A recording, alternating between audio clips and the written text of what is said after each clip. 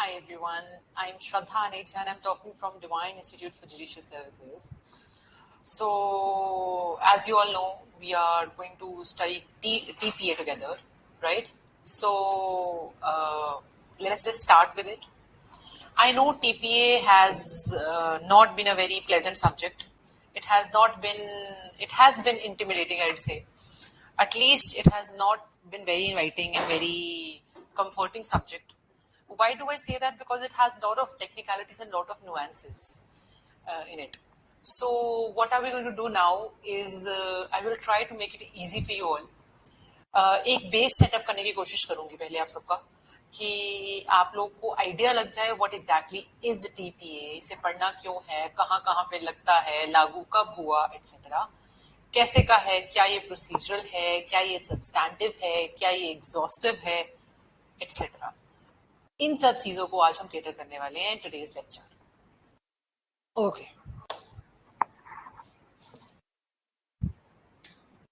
सबसे पहले नाम है इसका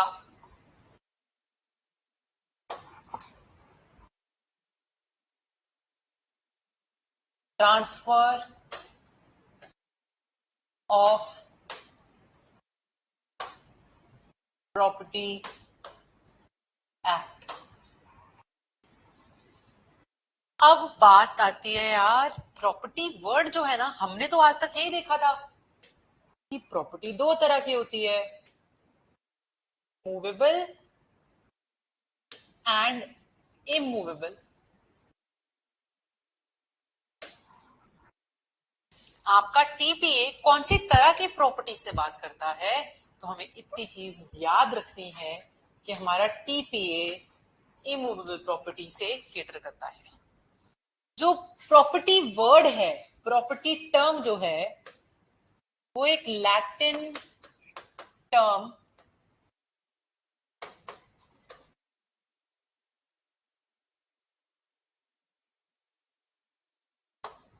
प्रोप्राइटेट से निकलकर आई है. और हमारे यहाँ पे सबसे बड़ी कंफ्यूजन हम लोग को पता है क्या रहती है कि प्रॉपर्टी मतलब, अगर मैं आपको बोलूं मैं अपनी प्रॉपर्टी आपको दे रही हूं तो आप कहोगे प्रॉपर्टी दे रही है श्रद्धा, मतलब मेरे नाम पे पूरी की पूरी प्रॉपर्टी होने वाली है. हम लोग प्रॉपर्टी का सीधा सीधा मतलब समझते हैं ओनरशिप. जब मैं बोलूँ ना प्रॉपर्टी दे दी, प्रॉपर्टी दे दी, आप कहोगे ओनरशिप दे दी. मैं कहूंगी यार टीपीए के लिए मतलब डिफरेंट है थोड़ा. टीपीए के लिए जब मैं आपको बोलती हूँ ना, I have transferred the property of goods to you, तो आपको समझना है कि यार प्रॉपर्टी इन गुड्स ट्रांसफर की गई है. प्रॉपर्टी इन गुड्स यानी कि इंटरेस्ट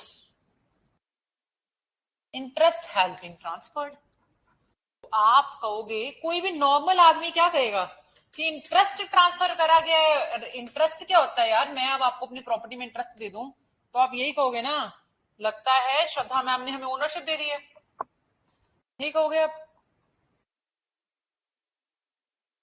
अगर मैं आपको बोलूं ये बात गलत है तो क्या आप मेरी बात मानोगे? माननी तो पड़ेगी ना. हम मानते हैं कि यार property for the purpose of transfer of property act ownership नहीं होती. अगर मैंने आपको अपनी प्रॉपर्टी में सपोजली किराएदार रखा, मैंने आपको अपनी प्रॉपर्टी में किराएदार रखा, लीज पे रखा, आप मेरे को रेंट देते हो, ठीक है, तो क्या मैंने आपको अपनी प्रॉपर्टी में इंटरेस्ट ट्रांसफर करा? आप कहोगे हाँ मैम इंटरेस्ट तो दिया. फिर आप मुझसे पूछोगे मैम कौन सा इंटरेस्ट दिया आपने, क्या मैं आपकी प्रॉपर्टी का ओनर बन गया? तो मैं कहूंगी कैसे बने तुम ओनर? तुम्हारे पास तो सिर्फ इंटरेस्ट आया प्रॉपर्टी को पोजेस करने का और प्रॉपर्टी को एंजॉय करने का, जितने टाइम के लिए तुम मेरे किराएदार हो. तो आप कहोगे बात तो सही है, तो क्या टीपीए ऐसी सब ट्रांजैक्शन से डील करता है? Answer is yes. Transfer of property act deals with all the transactions जो हमें लगता है कि यार सिर्फ और सिर्फ ओनरशिप से डील करता है, जबकि ऐसा बिल्कुल नहीं है. ठीक है, ओके. नेक्स्ट थिंग हमारे पास आ गई कि यार ओके, टीपीए की ना एक बहुत मेजर शर्त सी है. टीपीए कहता है मेरी ना पहली शर्त पता है क्या है? मेरी पहली शर्त ये है कि मैं सिर्फ इंटर वाइवोस मैं सिर्फ इंटरवाइवोज ट्रांजैक्शंस से केटर करता हूं। आप कहोगे ये कौन सा वर्ड है? मैं कहूंगी इंटरवाइवोज यानी कि from living person to living person, from living person to living person, यानी कि आप मुझे कुछ दे रहे हो तो क्या वो टीपीए कवर करता है? किसी भी तरह का इंटरेस्ट क्रिएट कर रहे हो मेरी इमूवेबल प्रॉपर्टी में, तो टीपीए कहता है हाँ यार मैंने भी तो बोला है मैं किसी भी तरह के इंटरेस्ट को कवर करता हूं और साथ में प्रोवाइडेड इमूवेबल प्रॉपर्टी में होना चाहिए, तो टीपीए ने बोल दिया ठीक है।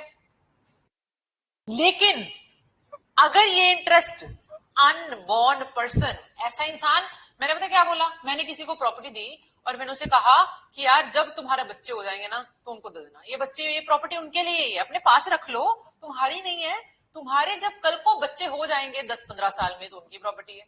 टीपीए कहता है मैं ऐसी ट्रांजैक्शंस को डील नहीं करूंगा। ठीक है, हमने बात मान ली टीपीए की। फिर पता क्या हुआ, एक ना ग्रैंडफादर थे, ग्रैंडफादर, ठीक है, इन्होंने क्या करा, he was on death bed, ठीक है, इनको पता है कि he is going to die any day.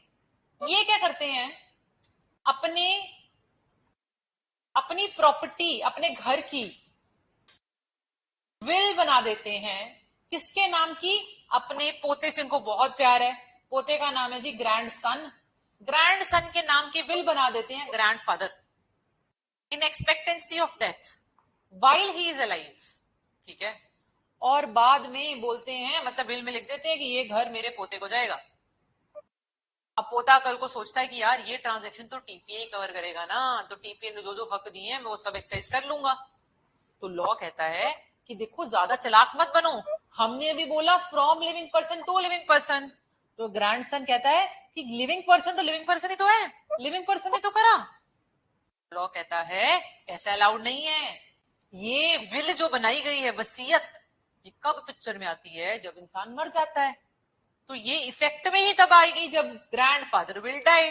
तो technically this is not from a living person to a living person, जब तक वो जिंदा है तब तक तो विल खुलेगी नहीं, ठीक है, तो technically this is not a dead person, when he is dead only then the will like have its effect, तब तो डेड टू लिविंग हो गया, this is not covered by TPA, TPA ने अपने हाथ खड़े कर दिए।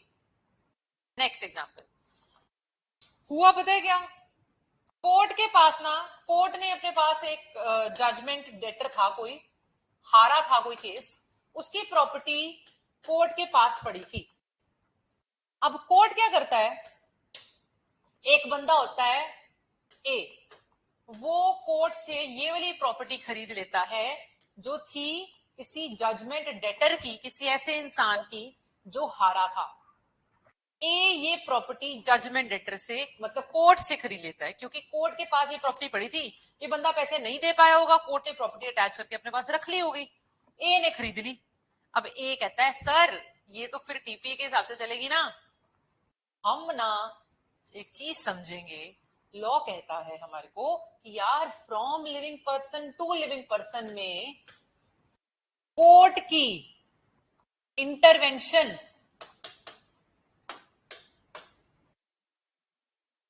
नहीं होनी चाहिए, यानी कि इफ द सेल और if the interest is created by the operation of law, it will not be covered by transfer of property act 1882।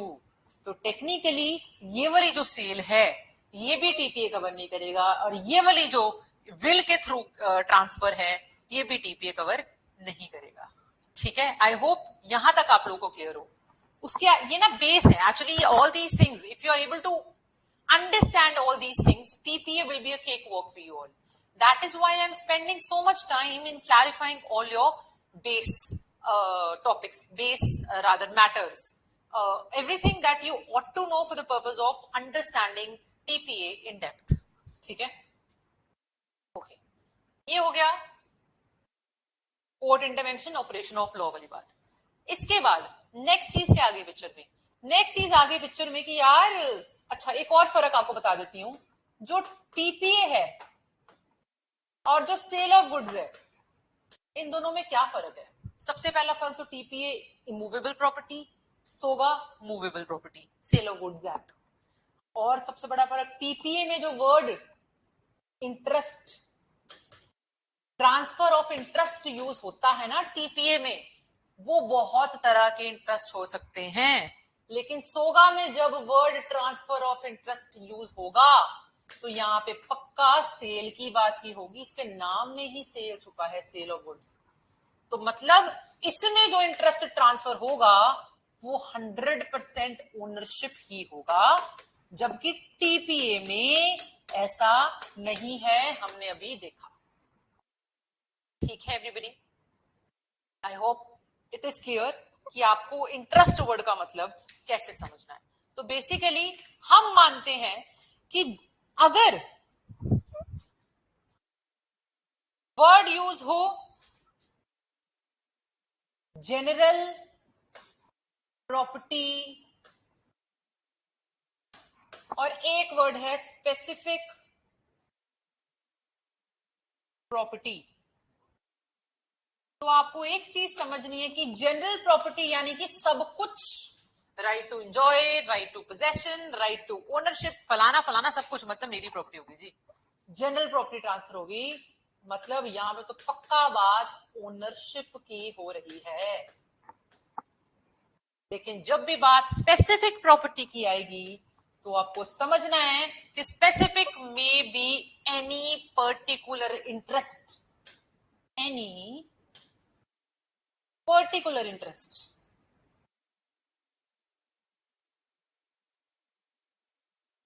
ठीक है, जिसमें example lease, mortgage, gift etcetera कुछ भी आ सकता है।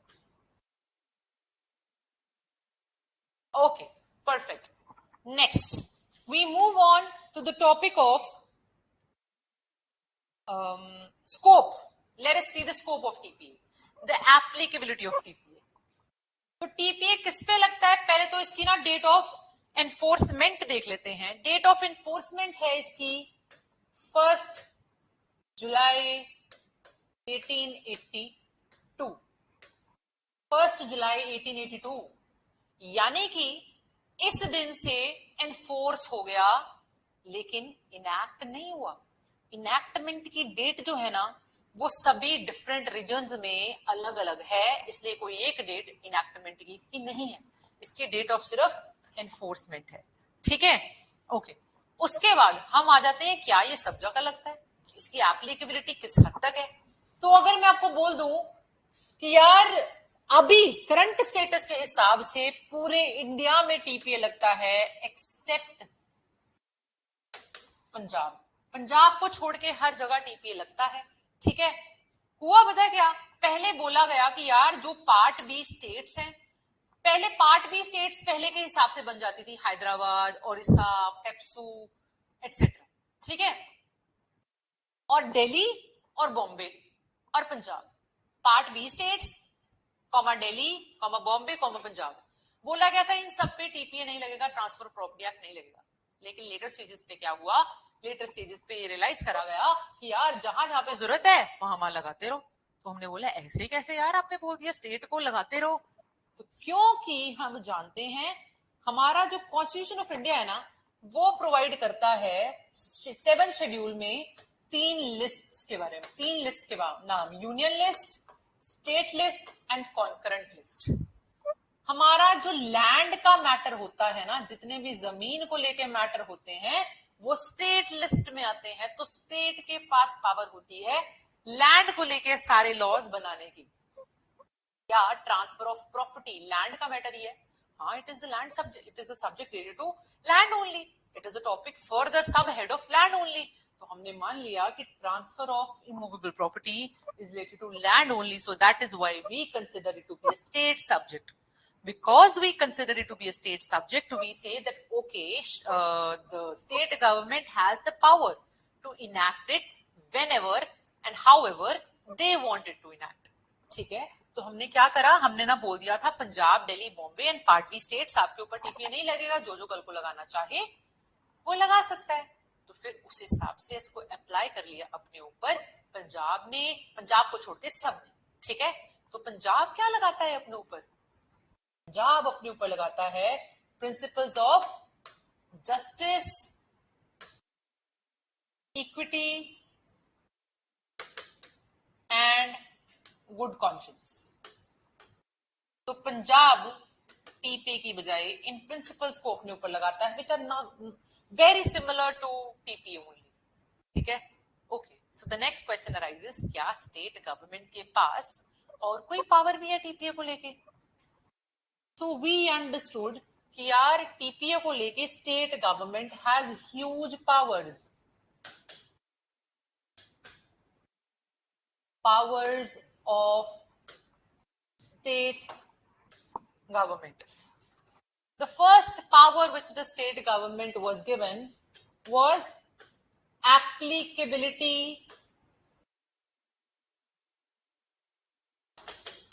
of TPA on entire state. कि TPA को पूरी स्टेट के ऊपर लगाने का हक या ना लगाने का हक स्टेट के पास है। और कौन सी पावर है स्टेट के पास? स्टेट चाहती है कि वो पूरा टीपीए ना लगाए, थोड़ा सा लगा ले। State can choose, state government can choose the portion और rather clauses to which they want to apply, which they wish to apply, ठीक है। तो मतलब पूरा नहीं लगाना तो चूज कर लो। थर्ड, तो मतलब क्या स्टेट गवर्नमेंट ये बोल सकते हैं सेकंड क्लॉज के हिसाब से कि सर मेरे को ना एक 3, एक 5 और एक 7वां क्लॉज, 7वां सेक्शन अपन ऊपर लगाना है, बस मैं इतनी पूरी स्टेट इतना ही लगाएगी। अलाउड है, कोई सीन नहीं है। Next, state government can choose कि हम पूरे टेरिटरी पे नहीं लगाएंगे, अपनी पूरी स्टेट पे नहीं लगाएंगे, लेकिन स्टेट के इतने एरिया पे लगा देंगे। Can choose to apply on certain area of their state, कोई प्रॉब्लम नहीं है।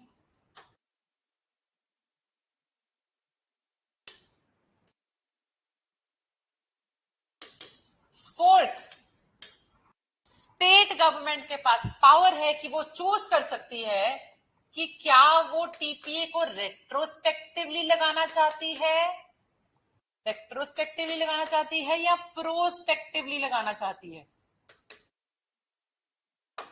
आप पूछोगे इसका मतलब क्या है? मैं कहूंगी रेट्रोस्पेक्टिव यानी कि रेट्रो से नाम पता लगता है, रेट्रो मूवीज, रेट्रो गाने, retro theme. What is retro? पुराना ना, तो बैक डेटिंग, तो समथिंग आया आज, बट यार टीपी आज आया, टीपी ने आज आके बोल दिया, जैसे मैं पंजाब हूं, मैं आज टीपी लगा लेती हूँ, पर मैं बोल देती हूँ सब लोग ना पिछले जिनके काम हो भी चुके हैं ना, वो भी अपने ऊपर जिनके केसेस पेंडिंग चल रहे हैं, वो टीपी के हिसाब से चलेंगे। अब जब मैंने नया लॉ लाके उसको पिछली एप्लीकेशन भी दे दी, पास्ट चीजों के ऊपर भी अप्लाई कर दिया, रेट्रोस्पेक्टिव। और दूसरा प्रोस्पेक्टिव कि यार आज से होने वाले सारे काम टीपीए के हिसाब से होंगे, प्रोस्पेक्टिव एप्लीकेशन। तो टीपीए के पास, हमारे स्टेट गवर्नमेंट के पास ये पावर है टू इलेक्ट, कि वो चूज कर सकती है कि वो रेट्रोस्पेक्टिवली अप्लाई करना चाहती है टीपीए या प्रोस्पेक्टिवली। फिफ्थ पावर,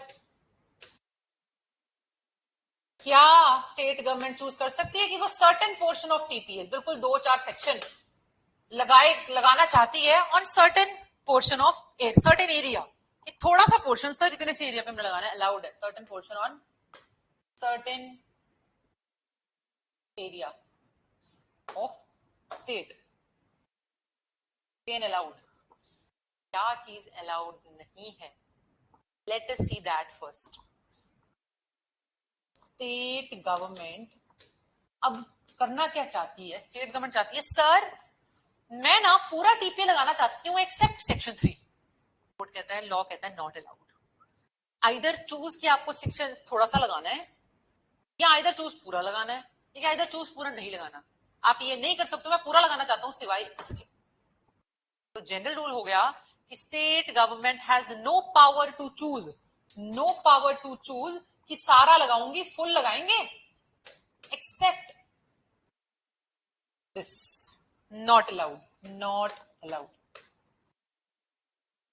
लेकिन ये आ गया पावर्स ऑफ स्टेट बता रही हूं मैं, लेकिन इसकी भी एक एक्सेप्शन है। इसकी एक एक्सेप्शन कैसे है? हम बोलते हैं कि यार देखो, state government you can choose. आप कह सकते हो कि सर हम पूरा का पूरा फुल टीपीए लगाएंगे, बट हम 1 2 3 4 इन चारों को नहीं लगाएंगे। वो चार कौन से हैं वो आपको हम बताएंगे। तो सरकार क्या कहती है? हमने सरकार को पावर क्या दी है कि आप बोल देना कि पूरा टीपीए नहीं लगाना, आप चाहते हो ना फुल लगाओ बट ये ना लगाओ, तो ठीक है आप चूज करो फुल लगाओ, बट ये कौन से हैं जिनको आप छोड़ सकते हो, वो चार आपको हम बताएंगे। वो है sections 54, section 59, section 107 and section 123, 107, 123, 59 and 54। ये सब बात करते हैं रजिस्ट्रेशन की।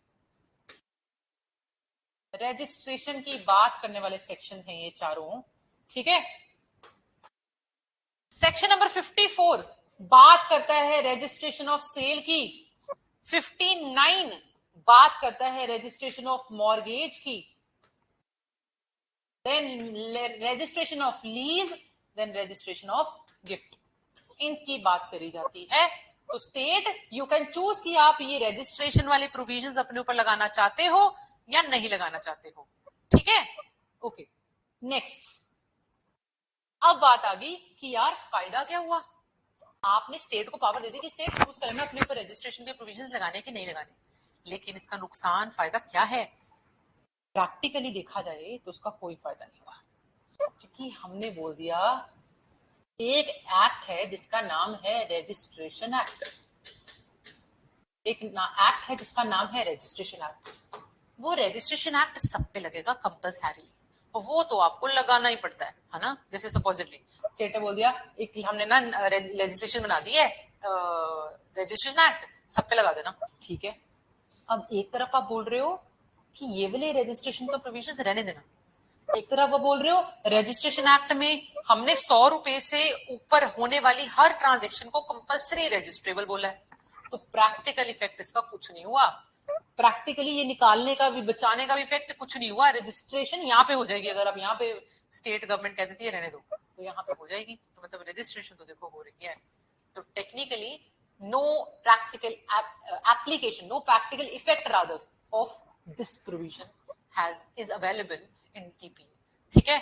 So this is what is the power of state government when it comes to TPA. I hope the base of TPA is clear to you.